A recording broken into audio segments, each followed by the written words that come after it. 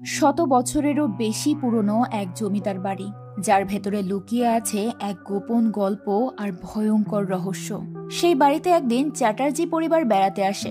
তারা জমিদারের বংশধর, কিন্তু সেখানে আসার পর তাদের সাথে ঘটতে থাকে একের পর এক অদ্ভুত ঘটনা। প্রথম দিনেই তারা খুঁজে পায় এক অদ্ভুত শ্বেতকালীর মূর্তি, যার ব্যাপারে তারা কেউই জানত না। এমনকি সাদা রঙের কালী মূর্তিও যে পৃথিবীতে এক্সিস্ট করে সেটাও তাদের জানা ছিল না। কিন্তু এই সাদা রঙের কালী দেবী একে একে তাদের জীবন নিতে শুরু করেন।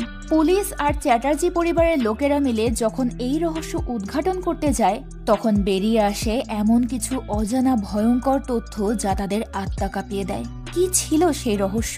আর চ্যাটার্জি পরিবার কি এই রহস্যময় জগৎ থেকে নিজেদেরকে বাঁচাতে পারবে? বলছিলাম 2023 সালে মুক্তিপ্রাপ্ত একটা অসাধারণ হরর মিস্ট্রি সিরিজ শ্বেতকালীর কথা, যার প্রত্যেকটা পরতে পরতে আটকে আছে রহস্যের মায়াজাল।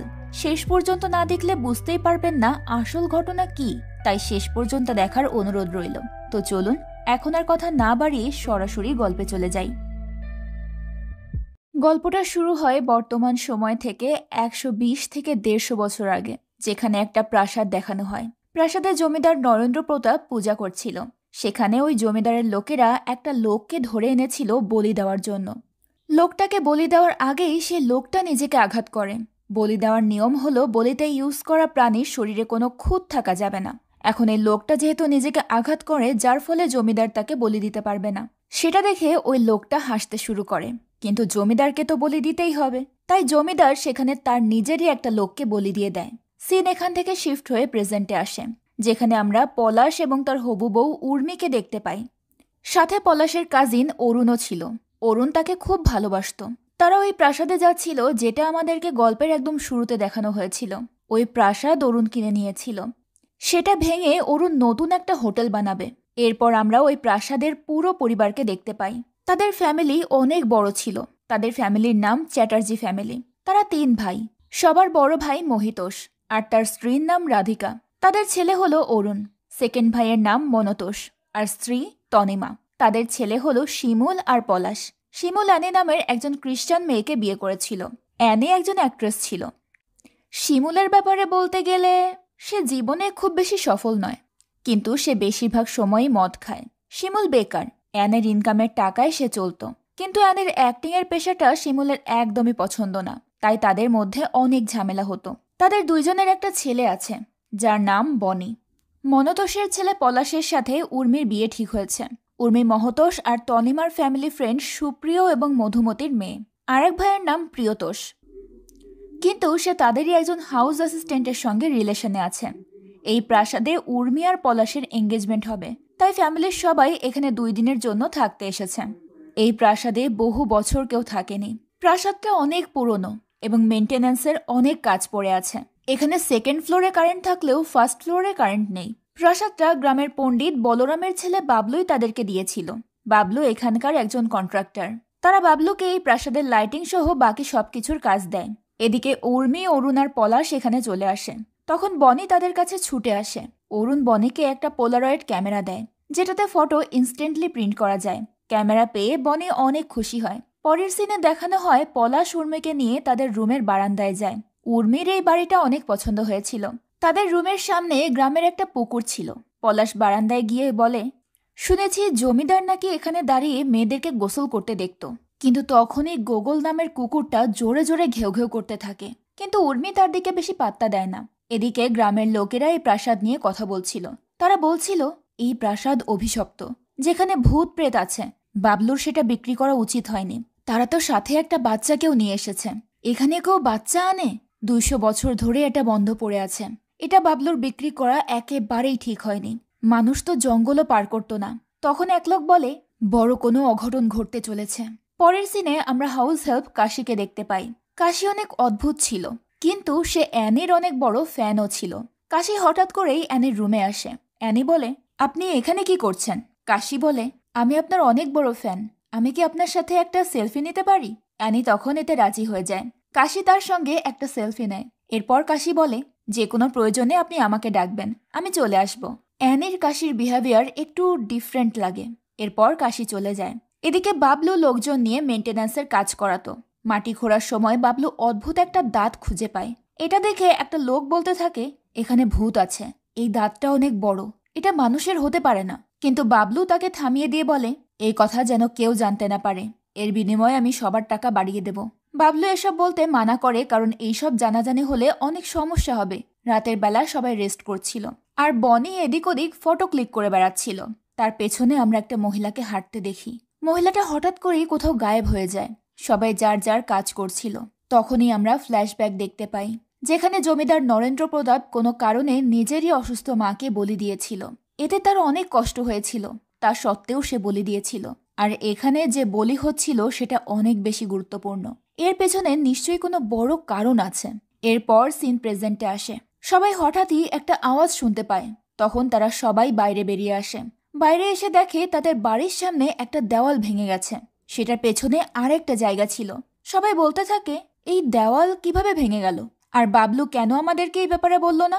কাশি তখন বলে, আমি আগেই বাবলুকে বলেছিলাম এই প্রাসাদ বেশি দিন টিকবে না, কারণ এখানে ভূত আছে। কাশি সবাইকে ঘুমোতে যেতে বলে। সে বলে, আমি এসব পরিষ্কার করে দেব। তারা সবাই তখন সেখান থেকে ফিরে যেতে থাকে। তখনই ওই দেওয়াল আবার ভেঙে যায়। তখন সবাই সেখানে কিছু একটা দেখতে পায়। কাশি তখন ওই দেওয়ালটা ভাঙে, আর তখন সেখান থেকে একটা কালীর মূর্তি বেরিয়ে আসে। কিন্তু এই কালীর মূর্তি অনেক অদ্ভুত ছিল। সাধারণত কালীর মূর্তি কালো হয়ে থাকে, কিন্তু এই মূর্তিটা সাদা ছিল। এই মূর্তিকেই বলে শ্বেতকালী। পরের সিনে আমাদেরকে ফ্ল্যাশব্যাক দেখানো হয়, যেখানে জমিদার আর তার স্ত্রী দাঁড়িয়েছিল। জমিদার তার স্ত্রীকে একটা বই দেয়। জমিদারের স্ত্রীর বাচ্চা হচ্ছিল না, তাই জমিদারের স্ত্রী সব সময় খুব আপসেট থাকতো।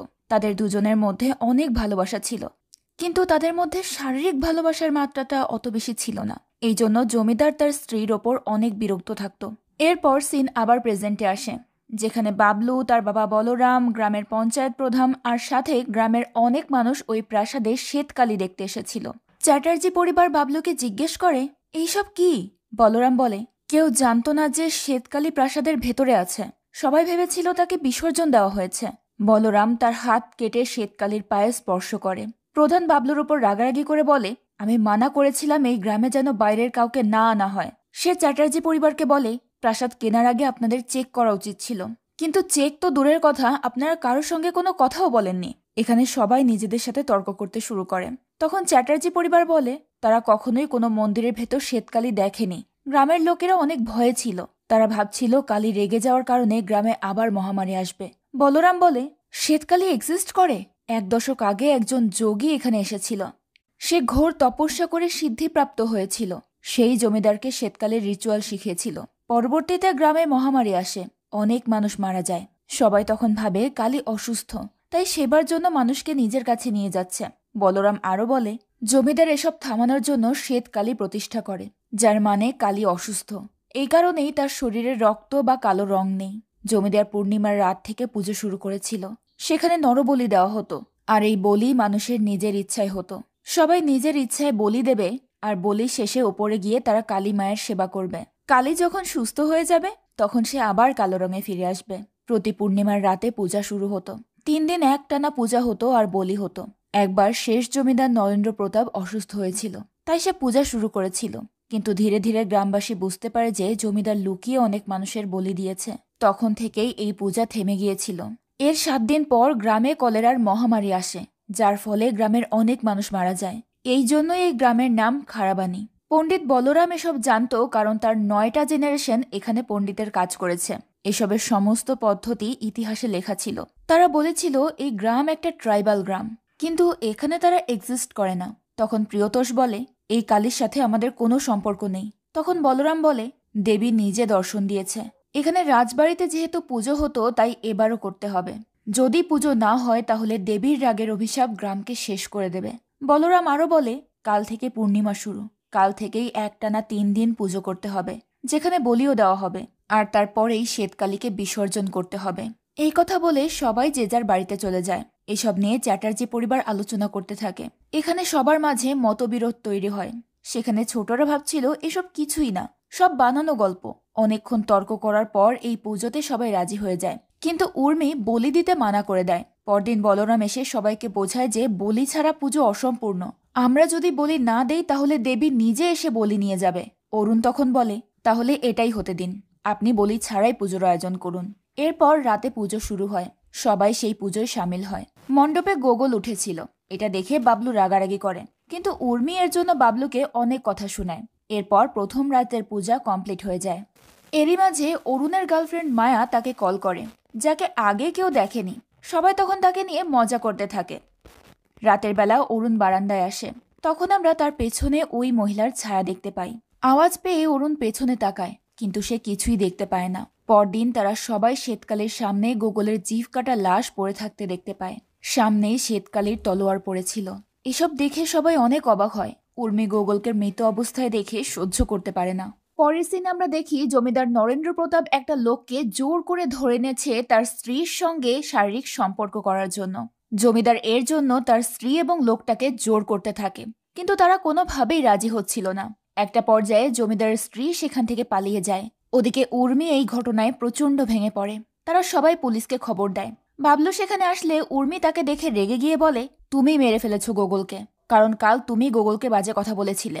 বাবলু বলে, আমি কেন নিরীহ কুকুরটাকে মারতে যাব? বলরাম বলে, এটা অলৌকিক মৃত্যু, কারণ আমি আগেই বলেছিলাম দেবী বলি না পেলে নিজে এসে নিয়ে যান। বলরাম উর্মিকে বলে, তুমি বাবলুকে বাধা দিয়েছিলে, তাই দেবী নিজে এসে বলি নিয়ে গেছে। আজ পলাশ আর উর্মির এঙ্গেজমেন্ট হওয়ার কথা ছিল, কিন্তু এই ঘটনার কারণে তাদের এঙ্গেজমেন্ট ক্যান্সেল হয়ে যায়। এই ঘটনায় তারা সবাই অনেক ভেঙে পড়েছিল। পুলিশ অফিসার এক কনস্টেবলকে বলে, বাবলুর একটা ব্রাইট পলিটিক্যাল ক্যারিয়ার আছে, এই জন্য সে কখনোই এই ভুল করবে না। কনস্টেবল বলে, হয়তো সত্যিই দেবী কালী নিজের বলি নিয়ে গেছে। এরপর বলরাম চ্যাটার্জি ফ্যামিলির সঙ্গে এসব নিয়ে আলোচনা করে। এখানে বলরাম বলে, দেবীর পূজায় কোনো বিঘ্ন ঘটলে পরিবারের বাচ্চা এবং মহিলাদের ওপর সংকট আসে, আর বাধা প্রদানকারী ব্যক্তিকে মূল্য দিতে হয়। যেহেতু উর্মি কাল বলিতে বাধা দিয়েছিল, তাই সে যে জিনিসটাকে সব থেকে বেশি ভালোবাসে, মানে তার গোগল, তাকে হারিয়ে ফেলেছে। চ্যাটার্জি পরিবার এই ঘটনার কারণে অনেক ভয় পেয়ে গিয়েছিল, তাই তারা বলে, আমরা সবকিছুর অ্যারেঞ্জমেন্ট করে দেব, আপনি পূজা চালিয়ে যান, কিন্তু আমরা এখানে আর থাকতে পারবো না। তারা সবাই এখন বলিকেও সমর্থন করে। উর্মিও আর এবার কোনো বাধা দেয় না। এরপর তার সবাই মিলে সেখান থেকে যাওয়ার প্রস্তুতি নিতে থাকে। এরই মাঝে অ্যানি উর্মির কাছে এসে বলে, হয়তো কোনো বিশেষ লোক গোগলকে মেরেছে, কারণ মহিতোষ চায় না অরুণ এখানে হোটেলের বিজনেস করুক। তখনই সেখানে অরুণ আসে। উর্মি অরুণকে বলে, তুমি আমাকে কথা দাও, এখানে হোটেল বানালে আমাদের গোগলের জন্য একটা সুইট রাখবে। অরুণ তখন তাকে কথা দেয়। এদিকে অরুণের মাও বলছিল, এসব কেউ ইচ্ছা করেই করেছে, নিশ্চয়ই উর্মি আর পলাশের এঙ্গেজমেন্টে কেউ খুশি না, তাই এটা করেছে। কিছুক্ষণ পর তারা সবাই রেডি হয়ে যায়। উর্মি গোগলের বডি নিয়ে বসেছিল। উর্মি পলাশকে বলে, গোগলের দুটো দাঁত মিসিং, তাছাড়া কেউ গোগলের জিভ কেন কাটবে? এটা পলাশও বুঝতে পারছিল না। তখনই উর্মির রুমে বনি এসে গোগলের সাথে খেলতে চায়। বনিকে কেউ বলেনি যে গোগল মারা গেছে, তাই পলাশ বনিকে বলে দেয় যে গোগল এখন খেলবে না। সেটা শুনে বনি চলে যায়। এরপর তারা সবাই বাড়ি থেকে বের হয়, কিন্তু গ্রামের সব লোক তাদেরকে ঘিরে ফেলে। গ্রামের লোকেরা তাদেরকে বলে, এই পুজো শেষ না হওয়া পর্যন্ত তারা কেউ যেতে পারবে না, কারণ তারা পুজোর নিয়ম ভেঙেছে, যার কারণে গ্রামের এক ব্যক্তি অ্যাক্সিডেন্টে মারা গেছে। গ্রামের লোকেরা বলে যে তারা এভাবে এখান থেকে চলে গেলে গ্রামের ওপর আবার মহামারী আসবে, এটা তারা কোনোভাবেই চায় না। এই কারণেই তারা সবাই মিলে চ্যাটার্জি পরিবারকে আটকায়। তখন প্রধান এসে গ্রামবাসীকে বলে, যতদিন না এই পুজো শেষ হচ্ছে ততদিন এরা কোথাও যাবে না। এতে পুরো পরিবার অনেক চিন্তায় পড়ে যায়। মহিতোষ প্রশাসনের কাছে এই ব্যাপারে হেল্প চায়, কিন্তু এই বিষয়টা ধর্মের সঙ্গে যুক্ত থাকায় কেউই তাদের সাহায্য করতে রাজি হয় না। অ্যানির আবার সামনে শুট ছিল, সে কোনোভাবেই এখানে থাকতে চাচ্ছিল না, তাই সে একটু রাগারাগি করছিল। তখন শিমুল এটা নিয়ে অ্যানির সঙ্গে ঝগড়া শুরু করে দেয়, কারণ শিমুল তো এমনিতেই অ্যানির শুটিং পছন্দ করতো না, তার উপর আবার এখানে এই ঝামেলা। এখানে অ্যানি শিমুলকে বলে, তুমি নিজে তো কিছুই করো না, আমি শুটে না গেলে তোমার কি হবে? শিমুল তখন চুপ করে যায়। রাতের বেলা বাইরে গোগলের জন্য কবর খোঁড়া হয়। সেখানে উর্মি এসে বসে। তখন আরও দুজন লোক এসে ওই বড় বড় দাঁতের ব্যাপারে বলে। উর্মি তখন জিজ্ঞেস করে, ওই দাঁতটা কার? ওই লোকগুলো বলে, ওইটা কোনো দৈত্যের দাঁত, আর এই জায়গাটা কোনো কালী দেবীর বাড়ি ছিল, তার অনেক দৈত্য চাকর বাকর ছিল, আর এই দাঁত তাদের মধ্যেই একজনের হবে। কিছুক্ষণ পর উর্মি, পলাশ আর অরুণ এই ব্যাপারে আলোচনা করে। তাদেরও সন্দেহ হচ্ছিল এই কাজ কোনো বিশেষ লোক করেছে। অরুণ উর্মিকে বলে, আমি এই বাড়ি কখনোই বিক্রি করব না, তোর যখন ইচ্ছা এখানে এসে গোগলকে রেখে যাস। এরপর রাতে পুজো শুরু হয়, আর বলির জন্য একটা ছাগল আনা হয়। কিন্তু বলরাম বলে, এই ছাগলের তো কান কাটা, এখন একে বলি দেওয়া যাবে না। এটা শুনে গ্রামবাসী অনেক চিন্তায় পড়ে যায়। তারা ভাবতে শুরু করে এখানে কোনো না কোনো খারাপ শক্তি আছে, যে কিনা পুজো সফল হতে দিচ্ছে না, অর্থাৎ আজ আবারও কারো প্রাণ যাবে। বলরাম তখন কালীর সামনে গিয়ে জিজ্ঞেস করে, কি পেলে তুমি শান্ত হবে? এরপর আমরা রাতে আবারও একটা মহিলাকে ঘুরতে দেখি। তখন ঝর্ণা নামের এক সার্ভেন্ট ওই মহিলাটার কাছে যায়। সেখানে বোঝা যায় এই মহিলাটা একজন মানুষ। এই মহিলাটাও এই বাড়ির একজন সার্ভেন্ট, যার নাম পুষ্প। পুষ্প আর ঝর্ণা একই সঙ্গে এই বাড়িতে কাজ করত। পুষ্প কথা বলতে পারত না, আর ঘুমের ঘরে তার হাঁটার অভ্যাস ছিল। তাই ঝর্ণা পুষ্পকে নিয়ে গিয়ে রান্নাঘরে শুয়ে পড়ে। তখন সেখানে একটা ছায়া আসে। এতে ঝর্ণা ভয় পেয়ে জেগে ওঠে। ততক্ষণে ওই ছায়া গায়েব হয়ে গিয়েছিল। ঝর্ণা তখন নুপুরের আওয়াজ শুনতে পায়। ভয় পেয়ে ঝর্ণা পুষ্পকে নিয়ে অন্য জায়গায় শুতে যায়। আর তখনই কানন তাদেরকে দেখে ফেলে। কানন তাদেরকে দেখে বলে, এত রাতে এখান দিয়ে হাঁটছ কেন? ঝর্ণা বলে, এখানে আমি নুপুরের আওয়াজ পেয়েছি, কেউ এখানে আছে। কিন্তু কানন তার কথা বিশ্বাস করে না। সে ঝর্ণাদেরকে বসার ঘরে ঘুমোতে বলে। এরপর ফ্ল্যাশব্যাকের সিন দেখানো হয়, যেখানে নরেন্দ্র প্রতাপের স্ত্রী নয়নতারা পুকুরে গোসল করছিল। সে গতরাতের ঘটনার জন্য এতটাই ট্রমাটাইজড ছিল যে বাইরে যে কোনো লোককে দেখেই সে লজ্জায় মুখ লুকাচ্ছিল। রাতের বেলা নয়নতারা তার গহনা পরে বিছানায় বসে। তখনও তার গতরাতের ঘটনা মনে পড়ছিল। তার নিজের স্বামী তাকে অন্য কারোর সঙ্গে থাকার জন্য জোর করছিল, এটা সে কোনোভাবেই মেনে নিতে পারেনি। সিন প্রেজেন্টে আসে। প্রিয়তোষ রাতে সবাইকে দরজা বন্ধ করে ঘুমাতে বলে। এদিকে বাবলু বাইরে বসে ফোনে কথা বলছিল। তখনই সেখানে বলরাম এসে বলে, তুমি কার সঙ্গে ব্যবসা করছো, কার সঙ্গে বন্ধুত্ব করছো, আর কোথা থেকে অর্থ উপার্জন করছো তা নিয়ে আমার কোনো মাথা ব্যথা নেই। তোমার কর্মফল তুমি পাবেই। তবে আমি যদি জানতে পারি যে তুমি আমার পুজোয় বাধা সৃষ্টি করছো, তাহলে কিন্তু আমি তোমাকে ছাড়বো না। বাবলু এটা শুনে বলে, ছাগলের কান কি আমি কেটেছি নাকি? এখন সব দোষ আমার হবে। পুরো গ্রামের লোককে তুমি খেপিয়ে তুলেছ। বলরাম বলে, আমার পুজো নিয়ে আমি কোনো রকম ছেলেখেলা করব না। এই বলে বলরাম সেখান থেকে চলে যায়। রাতে অরুণ মদ খাচ্ছিল। তখন তার রুমে পলাশ আসে। পলাশ বলে, জেঠু এখানে উকিল নিয়ে এসেছে। বড় মেয়ের আলমারি থেকে এঙ্গেজমেন্ট রিং বের করে নিয়ে যেতে দেখলাম। অরুণ বলে, ওই উইলে কি আছে? আমাকে নিশ্চয়ই ডিজোন করবে। পলাশ বলে, শিমুল আর আনের আর একটা সন্তান না হলে তারা প্রপার্টি পাবে না। এটা শুনে অরুণ বলে, বনিকেও এর মধ্যে রেখেছে।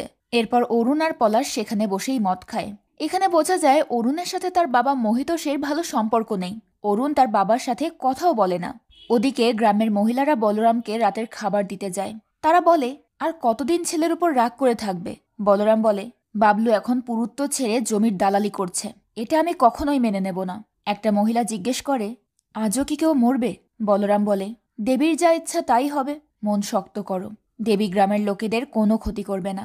তবে রাজবাড়ির লোকেদের কি হবে সেটা জানি না। রাজবাড়িতে তনিমা আর মনতোষ রুমে ছিল। তনিমা অনেক ভয় পেয়েছিল। সে মনতোষকে বলে, কারো কিছু হবে না তো? মনতোষ তাকে সান্ত্বনা দিয়ে বলে, কারো কিচ্ছু হবে না। বনি আজ তার বাবা মায়ের সঙ্গেই শুয়েছিল। তার বাবা মা ঘুমিয়ে গেলে বনি তার ক্যামেরা বের করে বাবা মায়ের ছবি তোলে। এরপর ক্যামেরা নিয়ে বিছানা থেকে নেমে যায়। এদিকে প্রিয়তোষ আর কানন ঘরে ছিল। কানন প্রিয়তোষকে বলে, তোমার বড় দাদার উপর এত রাগ কেন? সে আমাকে মেনে নেয়নি তাই? আমাকে তো এই বাড়ির কেউই মেনে নেয়নি। বাচ্চার আয়া তো আর বাড়ির বউ হতে পারে না। তুমি আমাকে ছেড়ে দাও। প্রিয়তোষ বলে, মাঝরাতে এসব বাজে কথা কেন বলছো? এত বড় একটা ঘটনা ঘটে গেল। আমার মনে হচ্ছে আমরা এই বাড়িতে আটকে গেছি। প্রিয়তোষের সাথে মোহিতোষের ঝামেলা ছিল, তাই গোগলের এই ঘটনার জন্য সে মোহিতোষকে দায়ী করে। কিন্তু কানন বলে, আমার মনে হয় এটা গ্রামের কোনো লোক করেছে, আর না হয় এটা সত্যি কোনো অলৌকিক ঘটনা। কিন্তু প্রিয়তোষ তার কথা হেসে উড়িয়ে দেয়। উর্মি রাতে তার রুম থেকে বের হলে বাইরে বাবলুকে ফোনে কথা বলতে দেখে। উর্মি বাবলুকে সন্দেহ করছিল, তাই সে বাবলুর পেছন পেছন যায়। বনি বাইরে দাঁড়িয়ে শ্বেতকালীর ছবি তুলছিল। তখন উর্মি তাকে দেখতে পেয়ে বলে, তুই এত রাতে এখানে কেন ঘুরছিস? উর্মি বনিকে ঘুমানোর জন্য ঘরে পাঠিয়ে দেয়। উর্মি তখন শ্বেতকালীর মূর্তির দিকে দেখে ঘরে চলে যায়। উর্মির ঘুম আসছিল না। রাতে উর্মি ঘরে নুপুরের আওয়াজ শুনতে পায়। সে তার রুমের সামনে দিয়ে একটা ছায়াকেও হেঁটে যেতে দেখে। ছায়াটা একদমই কালীর মতো ছিল। তার হাতে ছিল শ্বেতকালীর হাতের সেই অস্ত্রটা। উর্মি ছায়া স্পষ্ট সেটা দেখতে পায়। সে অনেক ভয় পেয়ে তার রুমে গিয়ে চুপ করে বসে থাকে। কিছুক্ষণ পর কালীর ওই ছায়া সেখান থেকে চলে যায়। পরদিন সকালে অরুণ আর পলাশ একসঙ্গে ঘুমাচ্ছিল। তখন প্রিয়তোষ তাদের দরজায় নক করতে থাকে। পলাশ দরজা খুললে প্রিয় বলে, মনতোষ আর তনিমা দরজা খুলছে না। তখন তারা সবাই সেখানে যায়, কিন্তু মনতোষ দরজা খোলে না, যার ফলে অরুণ আর অর্ণব দরজা ভেঙে ফেলে। আর ভেতরে ঢুকে তারা যা দেখতে পায় তাতে তারা অবাক হয়ে যায়। ভেতরে তনিমার জিভ কাটা লাশ পড়েছিল, আর মনতোষ রক্তমাখা শরীরে মেঝেতে বসেছিল। তনিমার ভয়ঙ্কর লাশ দেখে সবাই অনেক বেশি ভয় পেয়ে যায়। পুলিশ এসে তনিমার খুনের দায়ে মনতোষকে অ্যারেস্ট করে নিয়ে যায়, কারণ মনতোষই রাতে তার পাশে ছিল। মনতোষ ওই সময় ঘুমিয়েছিল, তাই কি হয়েছে সে এই ব্যাপারে কিছুই জানত না। বাড়ির সবাই এই ঘটনায় অনেক ভেঙে পড়ে। প্রিয়তোষ আর মহিতোষ মনতোষকে ছাড়ানোর জন্য প্রশাসনের সঙ্গে কথা বলছিল। রাধিকা তখন অরুণকে শিমুলের কাছে যেতে বলে। এমন সময় তারা অ্যানির চিৎকার শুনতে পায়। উর্মি আর অরুণ শিমুলের রুমে যায়। শিমুল দরজা খুলছিল না। অরুণ তখন হঠাৎ করেই বমি করতে শুরু করে। এরপর অরুণ কোনোভাবে নিজেকে সামলে নিয়ে দরজা ভেঙে ভেতরে ঢুকে দেখে শিমুল চুপচাপ দাঁড়িয়ে আছে।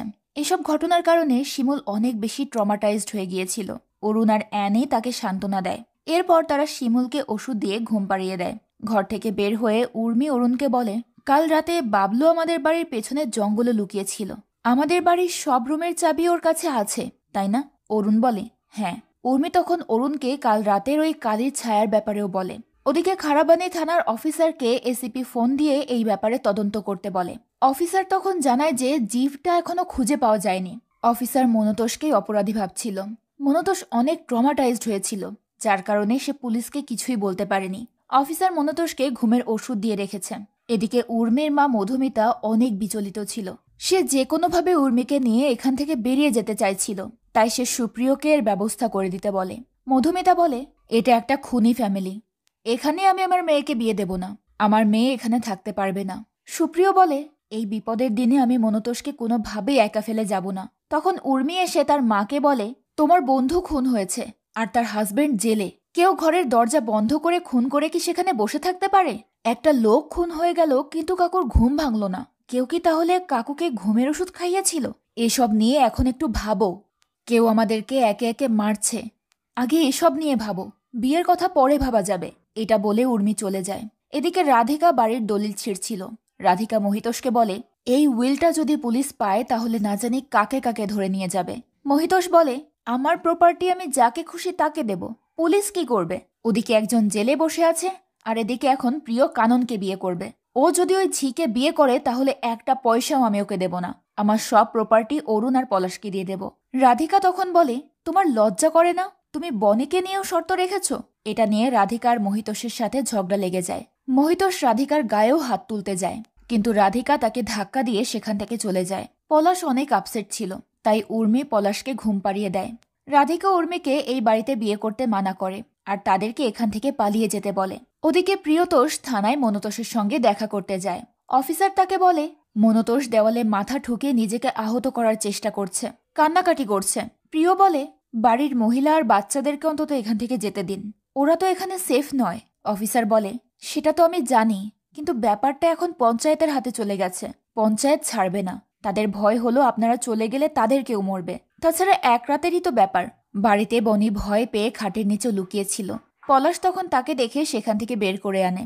বনি ভয় পাচ্ছিল যে কালি তাকেও নিয়ে যাবে, কিন্তু পলাশ বলে, তুই ভয় পাস না, তোকে আমার থেকে কেউ নিয়ে যেতে পারবে না। রাতের বেলার জন্য উর্মি আর অরুণ শাড়ি পরছিল। তারা ছদ্মবেশে বাবলুর বাড়িতে গিয়ে সার্চ করার প্ল্যান করেছে, কারণ উর্মির বাবলুকে সন্দেহ হচ্ছে। ঝর্ণা আর পুষ্প তাদেরকে শাড়ি পরতে সাহায্য করে। উর্মি আর অরুণ রাতে সবাইকে লুকিয়ে বাবলুর বাড়িতে যায়। বাবলু তখন বাড়িতে ছিল না। তারা ওই ঘরে একটা বাক্স দেখতে পায়। বাক্সটাতে তালা লাগানো ছিল। অরুণ আর উর্মি সেই বাক্সের চাবি খুঁজে বের করে ভেতর থেকে অনেক পুরনো একটা বড় খাতা পায়। উর্মি ওই খাতার পেজগুলোর ছবি তুলে নেয়। আর ঠিক তখনই বাবলু বাড়িতে চলে আসে। তারা বাবলুর আওয়াজ পেয়েই ঘরের ভেতর লুকিয়ে পড়ে। বাবলু তখন ফোনে কথা বলায় ব্যস্ত।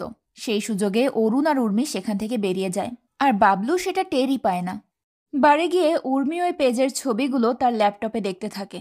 ওই পেজগুলোতে কিছু ঘটনার ব্যাপার লেখা ছিল, যেটা বহু বছর আগে জমিদার নরেন্দ্র প্রতাপ লিখেছে। উর্মি ওই লেখাগুলো পড়তে থাকে। সিন এখান থেকে ফ্ল্যাশব্যাকে যায়, যেখানে নরেন্দ্র প্রতাপের মা আরও একটা বিয়ের আয়োজন করছিল। এখানে জানা যায় জমিদারের প্রথম স্ত্রী নয়নতারা আত্মহত্যা করেছিল। এরপর তার মা আবার তার বিয়ের আয়োজন করে। প্রতাপের মা বলে, মেয়েটার বয়স 14 বছর, এবার বংশধর আসবেই। এরপর নরেন্দ্র প্রতাপের অভয়া নামের একটা অল্প বয়স্ক মেয়ের সঙ্গে বিয়ে হয়। রাতে নরেন্দ্র ওই মেয়েটার সঙ্গে সময় কাটানোর মুহূর্তে সেখানে নয়নতারাকে দেখে ভয় পেয়ে যায়। অভয়া বুঝতে পারে না তার কি হচ্ছে। নরেন্দ্র প্রতাপ তখন নয়নতারাকে দেখে ভয় পাচ্ছিল। নয়নতারা তার কল্পনা ছিল। এরপর অভয়া নরেন্দ্রর পছন্দের গান শিখতে থাকে, যেটা আগে নয়নতারা তাকে শোনাতো। এটা দেখে নরেন্দ্র প্রতাপ স্মাইল করে আর বলে, সে যা চায় আমি তো তাকে দিতে পারবো না, আমি কি তাকে সত্যিটা বলে দেব? এখানে জানা যায় নরেন্দ্র প্রতাপ পুরুষত্বহীন। সে কখনোই সন্তান জন্ম দিতে পারবে না, তাই পুরুষত্ব ফিরে পাওয়ার জন্য সে বিভিন্ন জায়গা থেকে ওষুধ আনত, কিন্তু কিছুতেই কোনো লাভ হতো না। একদিন অভয়া তার এই গোপন কথাটা জেনে যায়। নরেন্দ্র তখন অভয়াকে বলে, এটা যদি কেউ জানতে পারে তাহলে তোকে মেরে ফেলবো। অভয়া তখন ভয় পেয়ে সেখান থেকে চলে যায়। তখন নরেন্দ্র প্রতাপের বন্ধু দেবনাথ সেখানে এসে ওই ব্যাপারে জিজ্ঞেস করলে নরেন্দ্র প্রতাপ তাকে সত্যিটা বলে দেয়। দেবনাথ তখন তাকে একটা কঠিন আর নির্মম প্রথার ব্যাপারে জানায়, যার মাধ্যমে সে তার পুরুষত্ব ফিরে পেতে পারে। মূলত দেবনাথই তখন তাকে ওই শ্বেতকালীর ব্যাপারে জানায়। দেবনাথ বলে যে শ্বেতকালীর সাধনা করলেই সে তার পুরুষত্ব ফিরে পাবে। দেবনাথ এখানে শ্বেতকালীর পূজার জন্য নরেন্দ্র প্রতাপকে নরবলি দিতে বলে, আর নরেন্দ্র প্রতাপও তার পুরুষত্ব ফিরে পাওয়ার জন্য নরবলি দিতে রাজি হয়ে যায়। এরপর সে তার প্রাসাদে শ্বেতকালী প্রতিষ্ঠা করে আর একটা লোককে ধরে আনে নরবলি দেওয়ার জন্য। কিন্তু এই লোকটা বাঁচার জন্য ইচ্ছে করেই নিজেকে আঘাত করে, যার ফলে তাকে আর বলি দেওয়া যায় না। তখন নরেন্দ্র তার লোকেদের মধ্যে একজনকে বলি দেয়। মূলত এই সিনটাই আমরা গল্পের একদম শুরুতে দেখেছিলাম। সিন প্রেজেন্টে আসে। উর্মিও এই খাতায় এসব পড়ে জমিদারের ব্যাপারে সব জানতে পারে। সে বুঝতে পারে এই শ্বেতকালী জমিদার নরেন্দ্র প্রতাপই এই প্রাসাদে প্রতিষ্ঠা করেছিল। প্রথমে যে ব্যক্তি নরবলি দিয়েছিল সে ছিল বলরামের পূর্বপুরুষ। নরেন্দ্র প্রথমে বলি দিয়েছিল তার প্রিয় ঘোড়াটাকে, কিন্তু এতেও কালী সন্তুষ্ট হয় না, যার ফলে তার বন্ধু দেবনাথ তাকে শয্যাশায়ী মায়ের বলি দিতে বলে। কিন্তু নরেন্দ্র তাতে রাজি হয় না। উর্মি এখানে একটা ঘোড়ার ছবি দেখতে পায়। ছবিটাতে উর্মি ভালোভাবে ঘোড়ার দাঁত চেক করে। সে বুঝতে পারে মাটির নিচে পাওয়া ওই দৈত্যের দাঁতটা আসলে নরেন্দ্র প্রতাপের ঘোড়ার দাঁত ছিল। যে ব্যক্তি নরবলি দিয়েছিল তার চেহারার বর্ণনাও ওই খাতায় লেখা ছিল। এই বর্ণনাটা বলরামের চেহারার সাথে একদম মিলে যায়। সেখান থেকেই উর্মি বুঝতে পারে বলরামেরই কোনো পূর্বপুরুষ এই বলি দিয়েছিল। তখন কাশী উর্মিকে ডেকে বলে যে বলরাম তাকে ডাকছে। উর্মি তখন বলরামের কাছে গেলে বলরাম তাকে গোগলের দাঁত দিয়ে বলে, এই দাঁত দেবীর পায়ের নিচে পেয়েছি। বলরাম আরো বলে, সাবধানে থেকো, এই গ্রামের কেউ তোমাদের ক্ষতি করতে চাইছে। আমি পরে বুঝেছি, বয়স হয়েছে তাই বুঝতে একটু সময় লাগে। তখন উর্মি বলরামকে তার রুমে নিয়ে গিয়ে নরেন্দ্র প্রতাপের লেখা দেখিয়ে বলে, এগুলো নরেন্দ্র প্রতাপের লেখা। বলরাম বলে, আমি জানতাম না উনি নিজের জীবনের লিপি লিখেছেন। উর্মি বলে, এই ডায়েরিতে সবকিছু লেখা নেই, এটা ইনকমপ্লিট। আপনি তো জমিদারের ব্যাপারে অনেক কিছুই জানতেন, কিন্তু উনি কেন মানুষকে বলি দিতেন? উনি কার কার বলি দিয়েছেন, আর ওনার মৃত্যু কিভাবে হলো? বলরাম বলে, আগে বলো এখানে কি লেখা আছে? এখানে কি উনি বলির কথা লিখে গেছেন? উর্মি বলে, এখানে জমিদার লিখেছেন তার দ্বিতীয় বিয়ে থেকে। উর্মি বলরামকে নরেন্দ্র প্রতাপের সব কাহিনী বলে। এরপর জিজ্ঞেস করে, নরেন্দ্র প্রতাপ কি তার মায়ের বলি দিয়েছিলেন? বলরাম তখন চুপ করে যায়। উর্মি তাকে রিকোয়েস্ট করলে বলরাম বলে, এই প্রথম আমি কারো কাছে স্বীকার করলাম যে নরেন্দ্র প্রতাপ নিজেই নিজের মাকে বলি দিয়েছিল, আর এই প্রথায় আমার পূর্বপুরুষ সঙ্গ দিয়েছিল। উর্মি বলে, সেটা আমি খুব ভালো করেই জানি। নরেন্দ্র প্রতাপের পুরোহিত যে আপনার পূর্বপুরুষ ছিল সেটা ডায়েরি পড়লেই বোঝা যায়। আপনি যেহেতু সব জানতেন তাহলে আমাদেরকে কেন সাবধান করলেন না? বলরাম বলে, তুমি কি বিশ্বাস করতে? উর্মি বলে, পৃথিবীতে কোনো ঈশ্বর প্রাণ বলি দিলে যে সন্তুষ্ট হয় এটাও আমি মানি না, কিন্তু আপনি তো এটা বলেছেন। বলরাম বলে, ঠাকুর বংশ প্রতিজ্ঞাবদ্ধ। যেদিন আমি দীক্ষা নিয়েছিলাম সেই দিনই আমি প্রতিজ্ঞা করেছিলাম যে গঙ্গাচরণে নরবলির কথা আজীবন গোপন রাখব। বাবলু দীক্ষা নেয়নি, তাই সে জানেও না তার পূর্বপুরুষ নরবলি দিত। আজ আমি প্রথম এই প্রতিজ্ঞা ভাঙলাম। বলরাম আরও বলে, ঠাকুরদের কাছে নরেন্দ্র প্রতাপের অনেক গল্প শুনেছি। তিনি একজন বিচিত্র মানুষ ছিলেন, কিন্তু আজও আমি জানি না তিনি সরল মানুষ ছিলেন নাকি মহাপাপী। বলরাম নরেন্দ্র প্রতাপের কাহিনী বলতে শুরু করে। সে বলে, গ্রামের লোকেদের বলি দিয়েও যখন লাভ হলো না তখন দেবনাথ নরেন্দ্র প্রতাপকে আরও একটা কঠিন বলি দিতে বলল, আপনজনের বলি। মায়ের বলি দেওয়ার আগেই নরেন্দ্র প্রতাপ খুব ক্ষিপ্ত হয়ে উঠেছিলেন, কারণ তিনি নিজের মাকে খুব ভালোবাসতেন। পূর্ণিমা যত এগিয়ে আসে নরেন্দ্র প্রতাপ নিজের শয্যাশায়ী মায়ের সেবা যত্ন করতে থাকেন। ব্যস্ত হয়ে ওঠেন মাকে সেবা করার জন্য। একদিকে নরেন্দ্র প্রতাপ বলির আয়োজন করছিল আর অন্যদিকে দেবনাথ নরেন্দ্র প্রতাপের স্ত্রীর সঙ্গে রাত কাটাচ্ছিল। এখানে ফ্ল্যাশব্যাকে দেখানো হয় নরেন্দ্র প্রতাপ যেদিন তার মায়ের বলির আয়োজন করে সেদিন দেবনাথ অভয়ের সঙ্গে রাত কাটায়। নরেন্দ্র প্রতাপের ম্যানেজারও দেবনাথের সঙ্গে যুক্ত ছিল। সে দেবনাথকে বলে, আজ নরেন্দ্র প্রতাপ মায়ের বলি দিয়ে জ্ঞানশূন্য হয়ে পড়বেন। আপনারা আজই এখান থেকে বেরিয়ে পড়ুন, আর দেরি করবেন না। প্রতাপ এদিকে তার মাকে বলির মণ্ডপে নিয়ে গিয়ে অনিচ্ছা সত্ত্বেও তার বলি দেয়, আর অন্যদিকে দেবনাথ অভয়াকে নিয়ে বেরিয়ে যায়। নিজের মাকে বলি দিয়ে নরেন্দ্র প্রতাপ অনেক কষ্ট পায়। সে তার মায়ের রক্তের সামনে বসে পড়ে। তখন গ্রামের লোকেরা প্রাসাদের দিকেই আসছিল। প্রতাপের প্রহরীরা এসে তাকে বলে, ম্যানেজার গ্রামের মানুষকে জানিয়ে দিয়েছে এই বলির ব্যাপারে। আপনি এখান থেকে বেরিয়ে পড়ুন, আমরা সব সামলে নেব। প্রহরী আরও বলে যে অভয়া সব টাকা পয়সা গহনা নিয়ে পালিয়ে গেছে, তার সাথে দেবনাথও আছে। এটা শুনে নরেন্দ্র প্রতাপ দিশেহারা হয়ে পড়ে, কারণ দেবনাথই তো তাকে মায়ের বলি দেওয়ার জন্য উস্কে দিয়েছিল। নিজের স্ত্রী আর বন্ধুর বিশ্বাসঘাতকতার কারণে সে নিজের মাকে হারিয়ে ফেলে। এসব কথা ভেবে বেচারা একেবারে জ্ঞানশূন্য হয়ে যায়। প্রহরীদের কোনো কথাই তার কানে যাচ্ছিল না। নিজের পুরুষত্ব ফিরে পেতে গিয়ে নরেন্দ্র প্রতাপ নিজের সবকিছু হারিয়ে ফেলে। দেবনাথ এই সবকিছু প্ল্যান করেই করেছিল। গ্রামের লোকেরা জমিদারকে মারার জন্য আসছিল, কিন্তু নরেন্দ্র প্রতাপ এতটাই কষ্ট পেয়েছিল যে সে নিজে না পালিয়ে তার রুমে গিয়ে প্রচণ্ড কষ্টে বিষ পান করে আত্মহত্যা করে। সিন প্রেজেন্টে আসে। উর্মি বলে, দেবনাথ বলল মাকে বলে দিলে তিনি পুরুষত্ব ফিরে পাবেন, আর এটাই তিনি মেনে নিলেন। আমি তো ভেবেছিলাম নরেন্দ্র প্রতাপের ইতিহাস থেকে কাকিমার খুনের কোনো ক্লু পাবো, কিন্তু সে কতটা বুদ্ধিহীন হলে নিজের মাকে বলে দিতে পারে। বলরাম বলে, ভাবো কতটা নিরুপায়, কতটা ব্যর্থ আর কতটা দুর্বল হলে মানুষ নিজের মাকে বলি দেয়। পুরুষত্বের জন্য বলির নিয়ম লেখা আছে। পূর্ণিমা থেকে পরপর 3 রাত 3টি বলি দিতে হয়। প্রথমে বলি দিতে হয় পোষ্য। নরেন্দ্র প্রতাপ নিজের প্রিয় ঘোড়াকে বলি দিয়েছিল। বলি দেওয়ার পর সেই বলির প্রাণীর জিভ মধুতে চুবিয়ে খেতে হয়। দ্বিতীয় বলি প্রিয় নারী, নরেন্দ্র প্রতাপের মা, জিভ আবার মধুতে চুবিয়ে খেতে হবে। আর তৃতীয় বলি হলো প্রিয় পুরুষ। কিন্তু তৃতীয় বলিটা নরেন্দ্র প্রতাপ দিতে পারেনি। যেহেতু পুরুষের যৌনাঙ্গ আর জিভ একই মাংসপেশি দিয়ে গড়া, তাই পুষ্পরস দিয়ে জিভ খেলে পেশি বেশি বলিষ্ঠ হয়। এই কথাই বলেছিল দেবনাথ। খুব বুদ্ধিহীন শোনাচ্ছে, তাই না? উর্মির তখন গোগল আর তার কাকিমার লাশের কথা মনে পড়ে, কারণ তাদের জিভ তো গায়েব ছিল। উর্মি বলে, তার মানে আজ রাতে আরেকটা বলি হবে। বলরাম বলে, আমি এখনো বিশ্বাস করি দেবী নিজের বলি নিজেই নিয়ে গেছেন, কিন্তু এটাও সত্যি যে তোমরা বিপদে আছো। এখানে বদ মতলবের লোক আছে। তবে যারা মারা গেছে তারা শুধু তোমার পরিবারের প্রিয়জন, গ্রামের কেউ নয়। যদি আমি ঠিক হই তাহলে তোমার মা নিজেই বলি দিয়ে যাচ্ছেন, আর যদি তুমি ঠিক হও তাহলে তোমার পরিবারের কেউ বলি দিচ্ছে। উর্মি এসব শুনে অবাক হয়ে যায়। রাতের বেলা সবাই এক রুমে ছিল। তখন প্রিয়তোষ আর মহিতোষের মধ্যে উইলের বিষয়টা নিয়ে ঝামেলা শুরু হয়। মহিতোষ বনিকে প্রপার্টির সাথে শর্তে রেখেছিল। এটা নিয়ে তাদের মধ্যে কথা কাটাকাটি হচ্ছিল। এখানে জানা যায় যে বনি পলাশ আর অ্যানের নিজের সন্তান নয়, তাই মহিতোষ বনির নামে এই শর্ত রেখেছিল। কারণ বনি তো এই ফ্যামিলির কেউ নয়। অ্যানি আর পলাশ তাদের নিজেদের সন্তান জন্ম দিলে তবে এই প্রপার্টি পাবে। এসব জানতে পেরে উর্মির এই বলির ঘটনার জন্য পলাশকে সন্দেহ হয়, কারণ পলাশেরও তো নিজের সন্তান হচ্ছিল না। তাই পলাশ তার প্রিয় পোষ্য গোগল আর প্রিয় নারী নিজের মাকে বলে দিয়েছে। উর্মি এসব অরুণের সঙ্গে শেয়ার করে, কিন্তু অরুণ তাকে বলে, তুই একজন ডক্টর, এসব বিশ্বাস করিস না, আমাদের একটু মাথা ঠান্ডা করে ভাবতে হবে। উর্মি অরুণকে বলে, প্রথমে পোষ্য তারপর মা, সবক্ষণ একই প্যাটার্নে রিপিট হচ্ছে। অরুণ তখন বলে, তোর মাথায় এসব কে ঢোকাচ্ছে? ওই বলরাম, সেই সব কিছু জানতো, কিন্তু আমাদেরকে কিছুই বলেনি। যদি আমি এসব হাইপোথেটিক্যালি ধরেও নেই, তাহলে আজ রাতে তো আবারও কারো না কারো, অর্থাৎ কোনো পুরুষের বলি হবে। আর সব থেকে ইজি টার্গেট কে হতে পারে? বনি।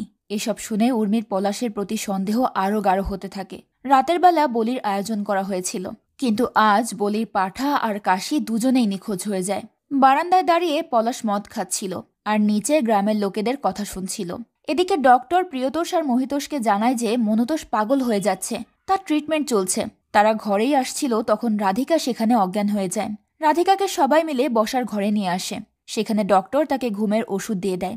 ডক্টর অরুণকে দেখে বলে, আপনাকে খুব অসুস্থ লাগছে, ইমোডিয়ামটা খাচ্ছেন না? অরুণ বলে, হ্যাঁ খাচ্ছি তো। ডক্টর একটা এনজাইটির ওষুধ লিখে দিতে চাইলে অরুণ মানা করে দেয়। উর্মি সবাইকে ঢালা বিছানা করে বসার ঘরেই ঘুমোতে বলে। উর্মি অনেক আপসেট ছিল। সে গোগল আর তার কাকিমার কথা ভেবে কাঁদতে শুরু করে। তখন পলাশ আর বনি তার কাছে আসে। এরপর বনি বলরামের কাছে যায়। বলরাম বাইরে শ্বেতকালীর কাছে ছিল। সেখানে উর্মি বলে, আপনার মা নিশ্চয়ই পাহারাদার আর বলিকে একসঙ্গে নিয়ে যাননি? বলরাম বলে, কিছু কাজ ঈশ্বর করেন না, যা শুধু মানুষ করে। উর্মি বলে, ঠিক এটাই আমি আপনাকে বোঝানোর চেষ্টা করছিলাম। আজ রাতে হয়তো আরও একটা খুন হবে। সেই খুনটা আটকাতে আপনি কি আমাকে সাহায্য করবেন?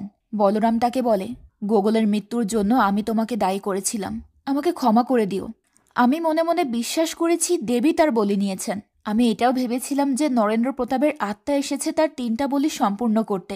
প্রতিজ্ঞা রক্ষার্থে আমি তা বলিনি, কিন্তু আজ রাতে আর কেউই মরবে না। আমি তোমাকে কথা দিচ্ছি, তুমি যা বলবে আমি তাই করব। রাতে সবাই একসাথে ঘুমিয়েছিল। তখন অরুণকে কল করে জানানো হয় যে মনতোষকে হসপিটালে ভর্তি করা হয়েছে। এটা শুনে অরুণ পলাশকে নিয়ে হসপিটালের উদ্দেশ্যে বেরিয়ে যায়। তাদের বের হওয়ার পর উর্মিও উঠে পড়ে। পলাশ আর অরুণ জঙ্গলের রাস্তা দিয়ে যেতে থাকে। জঙ্গল থেকে বের হওয়ার পর আমরা সেখানে বাবলুকে দেখতে পাই। উর্মি বাইরে বের হয়ে পুলিশ কনস্টেবলের কাছে যায়। সে আগে থেকেই পুলিশের ব্যবস্থা করে রেখেছিল। পুলিশ কনস্টেবল বলে পলাশ আর অরুণ সেখানে আসেনি। তখন উর্মি বলে তারা হয়তো জঙ্গলের রাস্তা দিয়ে গেছে। তখন উর্মি ওই পুলিশের সঙ্গে জঙ্গলের রাস্তায় যায়। অরুণ আর পলাশ ঘন জঙ্গলের ভেতর ঢুকে যায়। এদিকে উর্মিও তাদেরকে খুঁজতে এসেছিল। উর্মি তাদেরকে জঙ্গলের রাস্তায় খুঁজে পায় না। পুলিশ তাকে জানায় যে তারা এই রাস্তা দিয়ে বের হয়নি, হয়তো অন্য রাস্তা দিয়ে গেছে। উর্মি বলে আমাদেরকে খুব দ্রুতই তাদেরকে খুঁজে বের করতে হবে। এদিকে অরুণ পলাশকে নিয়ে জঙ্গলের একদম গভীরে চলে যায়। সেখানে অরুণ পলাশকে বলে তোর মনে আছে ছোটবেলায় উর্মি একটা বাড়িতে ভাড়া থাকতো? তোরা দুজন ঝোপের পেছনে গিয়ে কি কি করতি আর ভাবতি কেউ দেখতে পাচ্ছে না। এই জায়গাটা একদম সেরকমই লাগছে। পলাশ কিছুই বুঝে উঠতে পারছিল না অরুণ এসব কি বলছে। এদিকে পুলিশ উর্মিকে জিজ্ঞেস করে আপনি এসব কখন বুঝলেন? উর্মি বলে ডক্টর যখন বলেছিল যে অরুণ কোনো ওষুধ খাচ্ছে তখন অরুণদার ফুড পয়জনিং হয়েছিল। এটা কেউ খেয়াল করেনি, কারণ সবাই কাশি আর ছাগল মিসিংয়ের ব্যাপার নিয়ে ব্যস্ত ছিল। সে এমন কিছু একটা খেয়েছিল যেটা সে সহ্য করতে পারেনি, তাই ডক্টরের থেকে লুকিয়ে সে ইমোডিয়া মেডিসিনও নিয়েছিল। পুলিশ তাকে জিজ্ঞেস করে আপনি কিভাবে জানলেন এটা ফুড পয়জনিং এর ওষুধ? উর্মি বলে কারণ আমি একজন ডক্টর। এখানেই এই সিরিজের সবচেয়ে বড় টুইস্ট রিভিল হয়। এতক্ষণ আমরা ভাবছিলাম আসল অপরাধী পলাশ, কিন্তু আসল অপরাধী তো অরুণ। তনিমা যেদিন মারা যায় সেদিন পলাশের দরজা খুলতে গিয়েও অরুণ বমি করে দিয়েছিল। আসলে অরুণই তনিমার জিভ খেয়েছিল, যার কারণে তার ফুড পয়জনিং হয়েছে। সে লুকিয়ে ডক্টরের কাছ থেকে ওষুধ নিয়েছিল যাতে কেউ তাকে সন্দেহ না করে, কিন্তু উর্মি সেটা ধরে ফেলেছে। আর এখন অরুণ মিথ্যে কথা বলে পলাশকে জঙ্গলে নিয়ে এসেছে তার 3 নম্বর বলি সম্পন্ন করার জন্য। তাই উর্মি অরুণকে খুঁজতে খুঁজতে পুলিশকে নিয়ে জঙ্গলে এসেছে। এদিকে অরুণ আবার বমি করতে শুরু করে। পলাশ তাকে সামলাতে যায়, তখন অরুণ রেগে গিয়ে বলে সব তো রেডিমেডি পেয়েছিস তুই পলাশ, কোনো স্ট্রাগল করিসনি, যা চেয়েছিস সব পেয়েছিস, টাকা, উর্মি, বিজনেস, ভালোবাসা, সবকিছু। পলাশ তার কথা কিছুই বুঝতে পারছিল না। অরুণ বলে তুই যা যা চেয়েছিস সবসময় সেগুলোই পেয়েছিস। অরুণ পলাশকে জড়িয়ে ধরে বলে আমি তোকে খুব ভালোবাসি। পলাশ বলে আমি জানি, কিন্তু তুই এসব এখন কেন বলছিস? অরুণ বলে আমি সব করেছি, আমি ভেবেছিলাম এবার সব ঠিক হয়ে যাবে, কিন্তু হলো না। পলাশ জিজ্ঞেস করলে তোর কি হয়েছে? পলাশ বলে সে সব জানে। কাল সে যখন তোকে জড়িয়ে ধরে কাঁদছিল তখন আমাকে খেয়াল করেছিল, সব বুঝতে পেরেছিল। আমার মনে হয় সে সব জানে। এটাই কানেকশন, এই যে একে অপরের মন পড়তে পারা। পলাশ বলে তুই কেন বারবার উর্মিকে নিয়ে কথা বলছিস? এখানে অরুণের কথার মাধ্যমে জানা যায় যে অরুণ পুরুষত্বহীন। সে 7 বছর ধরে অনেক চিকিৎসা করা সত্ত্বেও সুস্থ হয়নি। অরুণ এখানে বলে সে উর্মিকে ছোটবেলা থেকেই ভালোবাসে। এদিকে উর্মিও তাদের দিকেই আসছিল।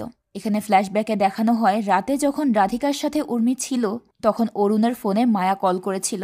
সেখানে উর্মি জানতে পারে যে মায়া নামের আসলে অরুণের কোনো গার্লফ্রেন্ডই নেই। অফিসের একটা লোকের নাম্বার অরুণ মায়া নামে সেভ করে রেখেছিল, যে তাকে প্রতি রাতে কল করে অফিসের ব্যাপারে আপডেট দিত। সিন প্রেজেন্টে আসে। অরুণের ফোনে তখন মায়া আবার কল করে। অরুণ তার ফোন লাউডে দেয়। পলাশও তখন মায়ার নাম্বার থেকে কোনো পুরুষ লোকের কণ্ঠ শুনে এই ব্যাপারে অরুণকে জিজ্ঞেস করে। তখন অরুণ বলে মায়া নামের আসলে কেউ নেই রে, আমি ছোটবেলা থেকেই উর্মিকে ভালোবেসেছি। অরুণ বলে তুই আমাকে পাগল ভাবতে পারিস, কিন্তু আমি যদি পাগল হতাম তাহলে 14 বছর আগেই হতে পারতাম। যখন আমি রিয়েলাইজ করলাম আমার শারীরিক সক্ষমতা নেই, 14টা বছর আমি ঘুমাতে পারিনি, কিন্তু আমি তোর সাথে এটা হতে দেব না। তাই তো মা, মেজো কাকা আর তোর খাবারে ঘুমের ওষুধ মিশিয়েছিলাম। পলাশ তখন অরুণকে বলে তুই মাকে মেরেছিস? এটা জানতে পেরে পলাশ অনেক উত্তেজিত হয়। সে অরুণকে চেপে ধরে। অরুণ তখন তাকে ধাক্কা দেয়। পলাশ তখন বাবলুর ওপর গিয়ে পড়ে। বাবলু অরুণের সাথে ছিল আর সে সবকিছুই জানত। অরুণ পলাশের সামনেই বাবলুকে মেরে ফেলে। এটা দেখে পলাশ অনেক ট্রমাটাইজড হয়ে যায়। অরুণ তখন তার জিভ কাটতেই যাবে, তখনই উর্মি সেখানে পুলিশ নিয়ে চলে আসে। পুলিশ তখন অরুণকে ধরে ফেলে। অরুণ উর্মিকে দেখে বলে আমি তোকে ভালোবাসি উর্মি, আমি ছোটবেলা থেকেই ভেবে এসেছি যে তুই আমার লাইফ পার্টনার হবি। আমি জানি তুইও আমাকে ভালোবাসিস, আমি এই সব কিছু তোর জন্য করেছি। উর্মি জিজ্ঞেস করে তুমি গোগল আর মেজমাকে মেরেছ আমাকে ভালোবেসে?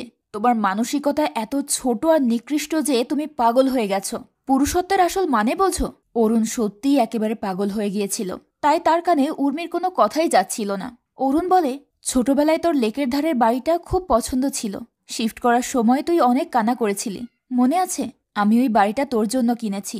উর্মি বলে মানুষ হওয়ার থেকে পুরুষ হওয়াটা তোমার কাছে এত বেশি জরুরি হয়ে গেল? অরুণ বলে ওই বাড়িটা আমি তোর জন্য কিনেছিলাম, এখন দেখ আমার ভাগ্য, এখানে এসে শ্বেতকালীর মূর্তি পেলাম, নরেন্দ্র প্রতাপের ডায়েরি পেলাম, এরপর মূর্তিটা লুকালাম। আমি সবাইকে এখানে নিয়ে এলাম শুধু তোর জন্য। আমি তোকে অনেক ভালোবাসি। আমি দুজনকে বলে দিয়েছি, এখন শুধু পলাশকে মারব। পলাশকে মারলেই আমি ঠিক হয়ে যাব। উর্মি তখন বলে, তুমি নিজেই তোমার থার্ড বলি, কারণ তুমি নিজেই নিজেকে মেরে ফেলেছ। অরুণ পলাশকে মারতে যায়, কিন্তু উর্মি তাকে ধাক্কা দিয়ে সরিয়ে দেয়। এরপর পুলিশ অরুণকে অ্যারেস্ট করে সেখান থেকে নিয়ে যায়। যেতে যেতে অরুণ উর্মিকে চিৎকার করে বলতে থাকে, আমি তোকে ভালোবাসি। উর্মি তখন পলাশকে জড়িয়ে ধরে কাঁদতে থাকে। পরের সিনে আমরা দেখি এসব জানতে পেরে রাধিকা আর মহিতোষ দুজনেই অনেক শকড হয়ে গিয়েছে। রাধিকা অরুণের জামা কাপড় নিয়ে বসেছিল, আর মহিতোষ এক জায়গায় চুপ করে বসেছিল। এই ঘটনায় বাড়ির সবাই অনেক শকে ছিল।